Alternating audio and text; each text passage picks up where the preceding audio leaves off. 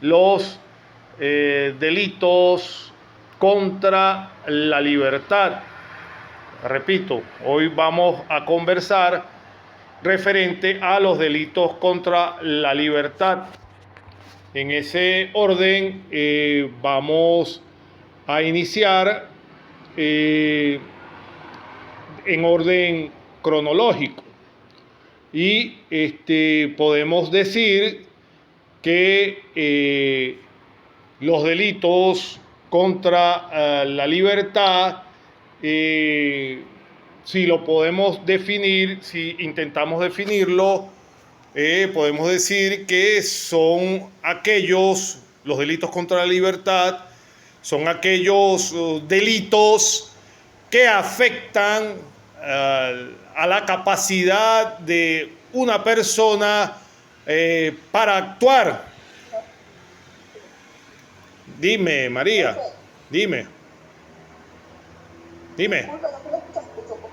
¿Cómo? ¿Cómo? Los delitos contra la libertad. Y dentro de los delitos contra la libertad podíamos definirlos o mencionarlos, María y Michael, que son aquellos delitos que afectan directamente a la capacidad de una persona para actuar y obrar con arreglo a sus deseos. Recuérdense, vamos a hablar de los delitos contra la libertad. Entonces, estos delitos son los que afectan la capacidad de una persona para actuar y obrar en arreglo a lo que la persona desea, a las decisiones que ella haya tomado. De manera tal que estos delitos afectan, ¿qué cosa? Afectan a la voluntad de la persona, ya sea porque se les obligue o una persona le obligue a otra a hacer algo que ella no quiere, o también que se le pueda estar impidiendo algo a una persona que ésta quiera hacer. Hasta aquí estamos claros, María. Estamos claros hasta aquí, ¿verdad? El tema que vamos a tratar hoy. ¿Se escuchó? Ok, Michael, gracias. Entonces, en el Código Penal venezolano se encuentra ubicado en nuestro Código Penal en el libro segundo, título 2, el libro segundo, título 2, y los clasifica de la siguiente manera. Delitos contra las libertades políticas, delitos contra las libertades de culto y delitos contra la libertad individual. Repito, ¿dónde vamos a encontrar plasmado en materia cuando yo les haga algún tipo de referencia de tipo evaluativa? Los delitos contra la libertad se van a ubicar dentro del Código Penal, insisto, delitos contra la libertad, se van a ubicar en el libro segundo, título 2, y la clasificación la van a tener exactamente a partir de ese título. Y entonces esa clasificación va a ser delitos contra la libertad, las libertades políticas, delitos contra la libertad de culto y los delitos contra la libertad individual. Allí van a estar contenidos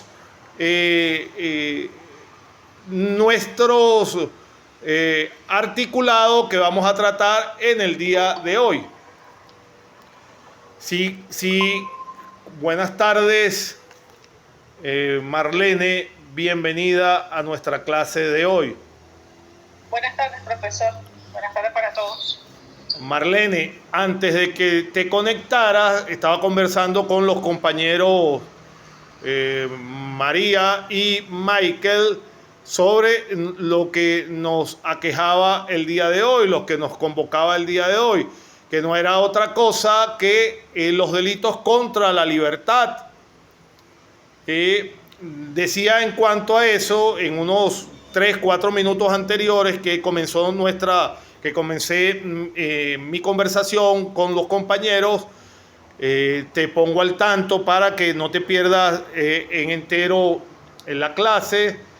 Decía que los delitos contra la libertad iban a ser aquellos delitos que iban a afectar a la capacidad de una persona. ¿Para qué? ¿En qué los iba a afectar? Los iba a afectar en su capacidad para actuar y obrar con arreglo a sus propios deseos, de acuerdo a las decisiones que la persona quería tomar. En eso consisten los delitos contra la libertad. En sí, estos delitos afectan ¿qué cosa directamente? Afectan a la voluntad de la persona, ya sea porque las obliguen, una persona obligue a otra, la constriña a hacer algo que la persona no desea, o por otro lado, que se le pueda estar impidiendo hacer algo que una persona quiera hacer. Le pregunté a los compañeros, a María y a Michael, si se entendía esta pequeña explicación. Hasta ahora la captas, Marlene, hasta ahora, que era la que faltaba. Sí, profesor. Bien. Sí, claramente. Entonces, con respecto entonces a estos delitos contra la libertad, no son desconocidos para ustedes. Acuérdense que yo les mandé toda la amplia gama de los delitos a investigar, pero ya sabemos que a veces queda claro para algunos cuando investigan y a veces quedan lagunas, y por eso es que es menester y es necesario la explicación en la clase. Pero primeramente, esa investigación que cada uno de ustedes hicieron los ha iniciado. Estos temas no son del todo conocidos con ustedes. Lo que hay entonces es que desmenuzarlo para llenar cualquier laguna que haya quedado, producto, por supuesto, de la investigación. Hace falta la explicación en clase. De aquí en adelante, hasta que culminemos nuestra materia, vamos a abarcar absolutamente toda la tipología que ustedes mismos investigaron. No va a quedar ni uno en que no discutamos aquí en clase. El interesado es el estudiante que no se conecte. El que no se conecte seguirá con el vacío. Pero a partir de ahora, en todo el tiempo que nos reste, vamos a profundizar absolutamente en toda la tipología, de manera tal que cuando ustedes pasen a otro nivel de penal, el que concienzudamente preste atención a las discusiones, a las reuniones de las clases, va a tener en casi su totalidad todas las lagunas cubiertas en cuanto a la tipología penal. Entonces, en nuestro Código Penal, les decía que vamos a encontrar ubicado en el libro segundo del título 2 toda esta serie de delitos, y los va a clasificar en 3 grupos. La norma los clasifica en 3 grupos: delitos contra las libertades políticas, delitos contra la libertad de culto y los delitos contra la libertad individual. Ahí nos vamos a basar nosotros para una futura materia evaluativa. Cuando yo los mande a desarrollar los delitos contra la libertad, se van a ubicar ahí en ese contexto. De manera tal que, desgranándolo desde el principio, hablemos primero de los delitos contra las libertades políticas. Los derechos políticos son el conjunto de condiciones que posibilitan a el ciudadano ¿a qué? ¿A qué posibilitan los derechos políticos a los ciudadanos? Son ese conjunto de condiciones que posibilitan al ciudadano a participar en la vida política de la nación, del país, constituyendo la relación entre el ciudadano y el Estado, constituyendo la relación entre gobernantes y gobernados, de manera tal que representan los instrumentos que posee el ciudadano para participar en la vida pública. Rosimar Delfín, buenas tardes, bienvenida. Buenas tardes, profe, saludos. Estamos hablando, Rosimar, de los delitos contra la libertad, los estamos desarrollando. Eso es parte de la investigación que ustedes tuvieron, pero ahora los vamos a explicar detalladamente para solventar cualquier tipo de laguna que haya quedado laguna o vacío, producto de las investigaciones que ustedes realizaron. Ya en este momento estamos en su primera parte con respecto a los delitos políticos, los delitos contra las libertades políticas. Les decía a los compañeros, Rosimar, antes de que te incorporara, que los derechos políticos iban a ser, o los vamos a conocer como ese conjunto de condiciones que posibilitan, el conjunto de condiciones que van a posibilitar al ciudadano participar en la vida política de la nación, constituyéndose así la relación entre el ciudadano y el Estado, y también como una relación de igual entre los gobernantes y los gobernados. Entonces, esta participación representan los instrumentos con los cuales el ciudadano puede o se hace o posee para participar ¿en qué? En la vida pública. Hasta ahí vamos cuando llegaste, Rosimar. Entonces, el poder político con el que cuenta el ciudadano para participar y decidir en la vida política del Estado. Entonces, cuando hablamos de la libertad política, no nos referimos en ningún modo a las opiniones políticas. ¿Estamos claros? Cuando yo hablo aquí de la libertad política, yo no me estoy refiriendo a opiniones políticas. ¿Queda claro para la clase? ¿Se me escucha hasta ahora? Sí, profe, le escucho bien. Perfecto, entonces Sí, profe. hay que hacer énfasis en eso, por favor. Adelante, Marlene. No, profe, se me activó. Ah, ok, Quería perfecto. decirle que sí te escuchaba. Perfecto. Recuérdense que cada vez que yo me refiero aquí en mi clase, siempre, yo siempre les recuerdo a todos los estudiantes que yo me dedico a dar la materia íntegra tal y cual la reflejan las normas. Íntegra. Y que por supuesto todos somos ciudadanos de la República. Todos sabemos lo que pasa en Venezuela, pero eso es un debate que no corresponde a la cátedra. Yo creo que tenemos que estar claros. Entonces, en ese aspecto, no es que yo no tenga alguna opinión política. Obviamente, yo soy un sujeto, por supuesto, soy subjetivo, tengo mi propia opinión, pero no se trata la cátedra de contrastar mis opiniones, sino simplemente circunscribirme a la cátedra del derecho penal. Todos somos ciudadanos del país y todos sabemos nuestra realidad, y en otros escenarios sí se puede ventilar otro tipo de discusiones. Aquí solo hablamos en nuestra materia. Y por supuesto, para culminar ese comentario, todos sabemos que una cosa es lo que se ve en la norma y otra cosa es lo que sucede en la realidad.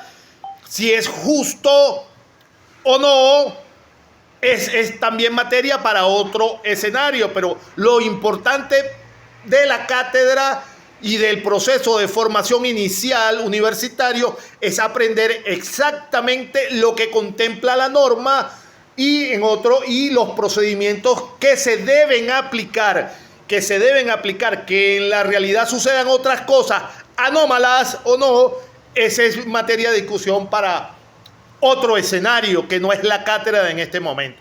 Aquí estamos para aprender las normas. Dicho esto, que ya ustedes lo saben, y disculpen si soy repetitivo, pero acuérdense que yo tengo varias reuniones con varios estudiantes y siempre tengo que hacer esa referencia. Entonces, cuando yo hablo de libertad política, no me estoy refiriendo a opiniones políticas que pueda, por supuesto, uno tener para sí mismo, sino a la exteriorización pública de tales opiniones y a la integración a grupos políticos que no es otra que la facultad de hacer todas aquellas cosas mediante las cuales el ciudadano participa en la formación de su gobierno e interviene en todo lo que es su funcionamiento.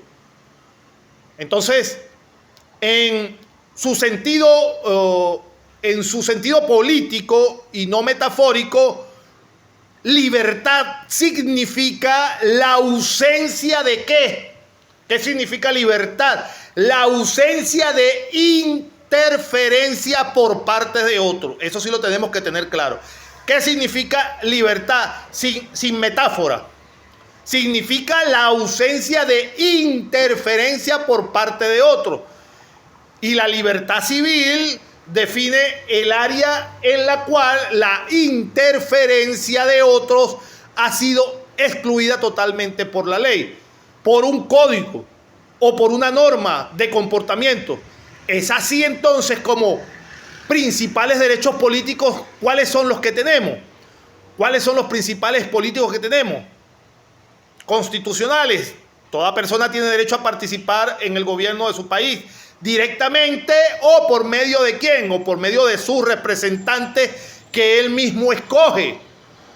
Segundo, si lo podemos o lo queremos enumerar, toda persona tiene el derecho de acceso, óigase bien, toda persona tiene el derecho de acceso en condiciones de igualdad a las funciones públicas de su país.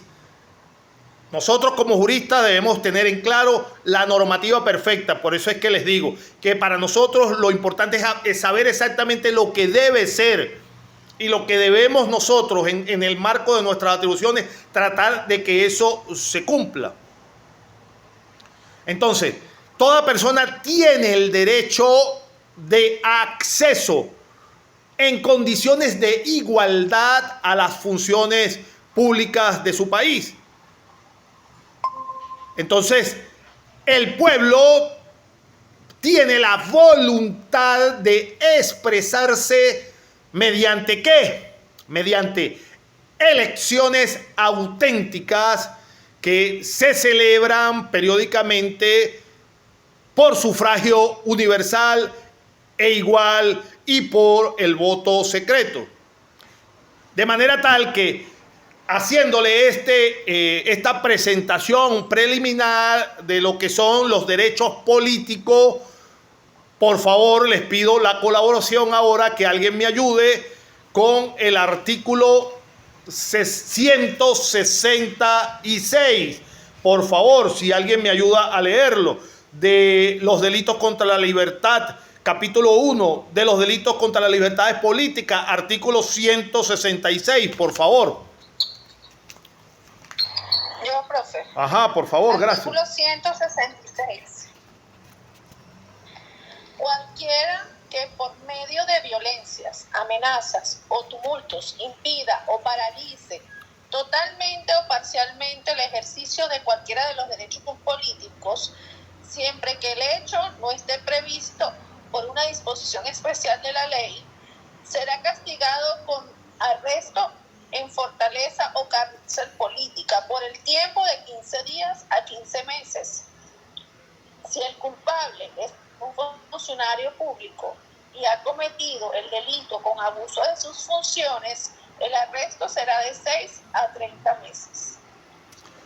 Gracias, Marlene, muchas gracias. Entonces, nos dice el artículo claramente, escuchamos a nuestra compañera, que cualquiera, ahí ya tipifica el delito contra las libertades políticas, 166, que cualquiera que por medio de violencia, dice amenazas o tumulto, impida, y esa palabra es clave, impedir, paralizar total o parcialmente el ejercicio de cualquiera de los derechos políticos. Y establece, por supuesto, la sanción para la cual está establecida esa materia de los derechos políticos. Ahora bien, se fue alguien, sí, se fue Marlene.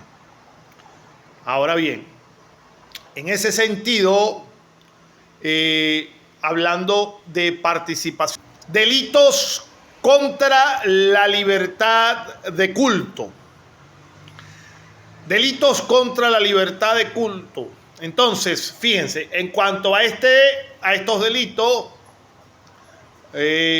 podemos decir, empezando haciendo la misma presentación o una presentación parecida, que la concepción exacta en lo atinente a los delitos contra la libertad y los sentimientos religiosos va a consistir en reconocer que el deber del Estado se limita a proteger la libertad de las convicciones religiosas.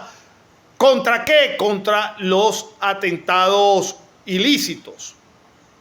Repito este planteamiento para que se quede perfectamente claro.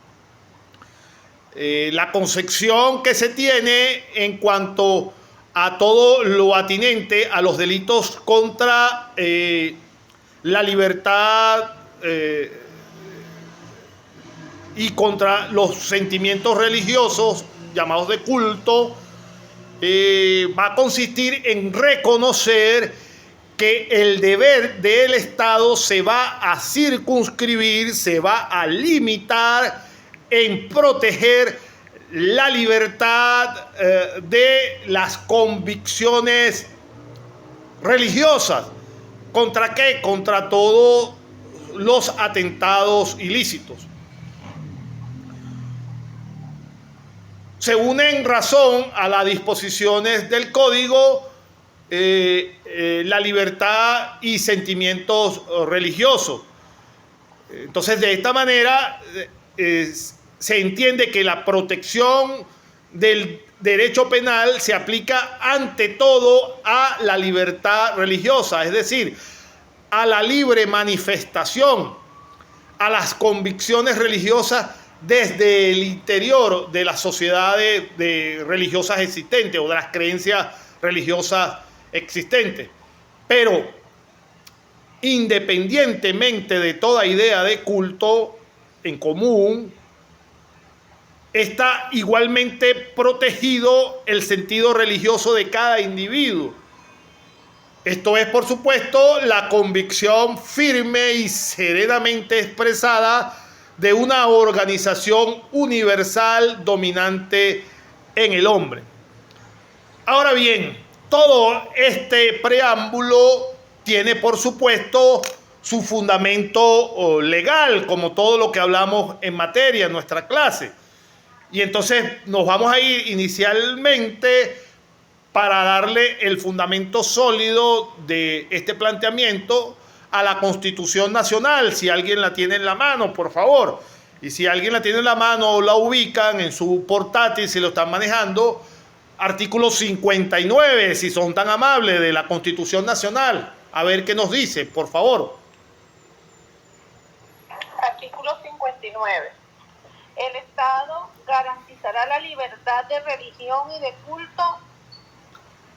Toda persona tiene derecho a profesar su fe religiosa y culto, a manifestar sus creencias en privado o en público, mediante la enseñanza u otras prácticas, siempre que no se oponga a la moral, a las buenas costumbres y al orden público.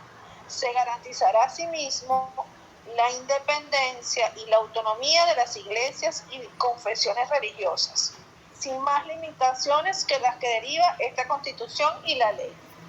El padre y la madre tienen derecho a que sus hijos o hijas reciban educación religiosa que esté de acuerdo con sus convicciones.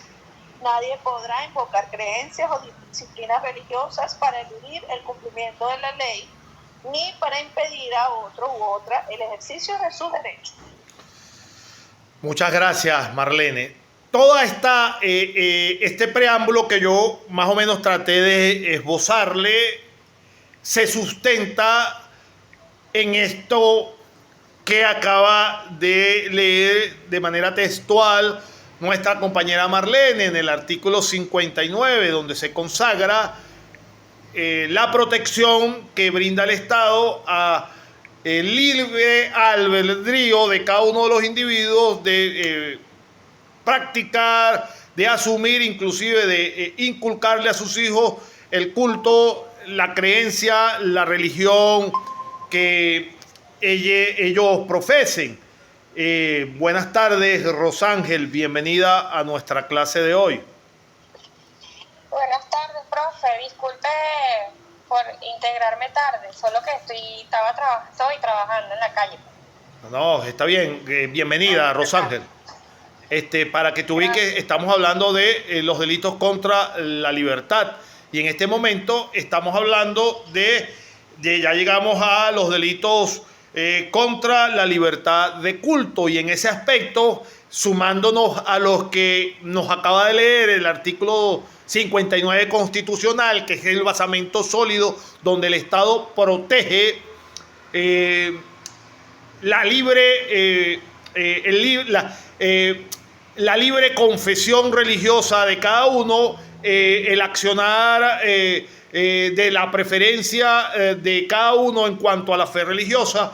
Vamos a concatenar eso, si alguien es tan amable, con el capítulo 2 de los delitos contra la libertad religiosa. Si alguien me ayuda para no distraerme la vista de la cámara, con el artículo 167, pero ahora de nuestro Código Penal, por favor, si son tan amables. 167 del Código Penal, por favor.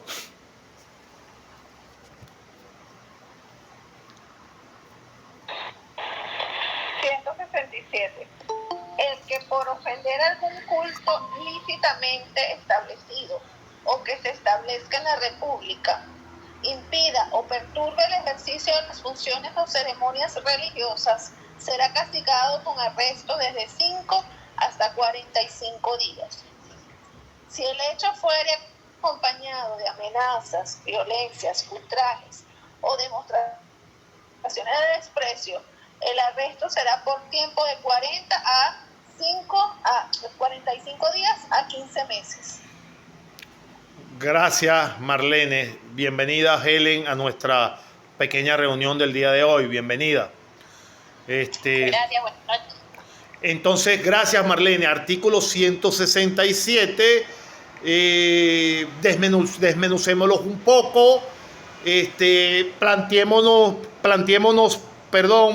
los elementos del delito de impedimento o perturbación de las funciones o ceremonias religiosas. Y entonces podemos decir que en principio, según la norma, la acción en qué constituye, en qué consiste la acción va a estribar o va a consistir en impedir o perturbar las funciones o ceremonias religiosas de algún culto, pero óigase bien esto. Hay que entender cada una de